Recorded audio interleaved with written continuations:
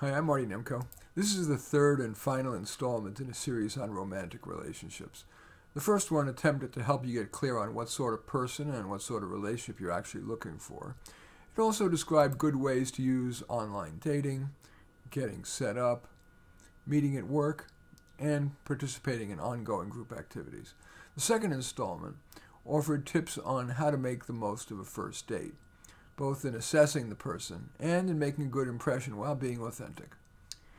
Now, finally, we turn to the big question, the M word, should you marry? And if so, is the person Mr. or Ms. Right? Sure, today marriage is less often seen as the required next step on life's conveyor belt. Even if kids are in the plan, the legal shackles are increasingly viewed as not worth it. Yet, millions of couples at least wonder, should I marry? Should I marry this person? Perhaps this little talk will help. First, here are some of marriage's pros, the advantages. Those legal shackles serve a purpose. They promote stability to the relationship and for any children. Without those shackles, it's too easy to break up only to realize later that was unwise.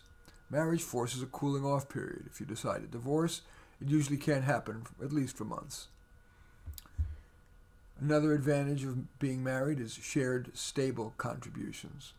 Marriage's stability extends to life's responsibilities. A married couple can more likely count on both partners enduringly contributing income, sharing domestic chores, parenting, and life's myriad curveballs, from the minor, such as having someone being home for the repair person, to coping with a major health problem. Of course, if you're not clear about your partner's commitment on those, it's definitely worth a candid conversation. Another of marriage's advantages, the emotional and spiritual importance of proclaiming to each other and to your friends, family, and the world that you've chosen to travel through life together, in sickness and in health, for richer and for poorer, until death do you part. And finally, there is the feeling, which is another plus for getting married. That extends the previous reason I just cited. Many people simply feel good being married. Possible reasons? It shows you are worthy enough that someone was willing to promise to spend their entire life with you. You have someone who promises to care about you forever. You're able to tell people who venerate marriage over shacking up that you're adhering to that norm. It's an age-old tradition, and it may feel good to be part of it. Now let's turn to marriage's cons, its disadvantages. The average marriage lasts just 7 years. Almost half of marriages don't last until death do us part, indeed far shorter. A U.S. marriage's average length is just 7 years. If you're one of them, not only is divorce usually painful and long, with kids suffering in the process, you may have to endure family and friends, quiet or not so quiet disappointment, and even criticism. It may even be bad for the kids. Many people justify marriage in that it's better for the kids, but can it really be better for a child to see an unhappy, sniping, if not furious relationship than being with a single parent? The intensifying battle of the sexes is another downside. Regarding heterosexual marriages, tensions between the sexes may have never been higher. The media-inflamed Me Too movement only exacerbated the battle of the sexes. TV, movie, book portrayals of the genders are much more likely to disproportionately present women as superior and men as oafs, sleazy, predators, or all the above, whose accomplishments were mainly because of unearned, quote, privilege. Of course, every man and woman are different, but that drumbeat of men as inferior can affect a marriage. A number of my clients said that their relationship fights often devolve beyond the fights or relationship specific to explosions about the other person's gender. For example, men just suck, or women are so dishonestly manipulative. And a final disadvantage of marriage is the broad one. Why fetter? There's the argument, why should a relationship require legal shackles to keep it together? If it's bad, shouldn't people be able to decide unfettered whether to end it? Now let's turn to the question of whether you should marry that particular person, your particular special someone, as they say. Often your first impressions turn out correct. For example, regarding sexual attractiveness, intelligence, and generosity. But some factors may not be sufficiently revealed until later, especially those that are important when contemplating the M word. So, on the following marriage potential report card, rate the person and rate yourself from A to F. Let's start with sex. The arc of your sex drives are similar. That is, over time, your sex drives have stayed or become more similar. That curve will likely continue. So now rate yourself and your partner A to F on that. Conversation.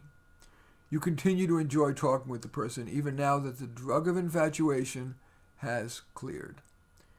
You both also like a similar level of what they call processing. The third item on the marriage compatibility report card is responsibility. You view the person as sufficiently responsible, holding up his or her end of life's responsibilities as you wish it. Income, domestic activities, and the myriad issues that life hands us, from doing taxes to untangling insurance issues to dealing with the cable company. Again, look at the arc. How is the person's behavior evolving over time?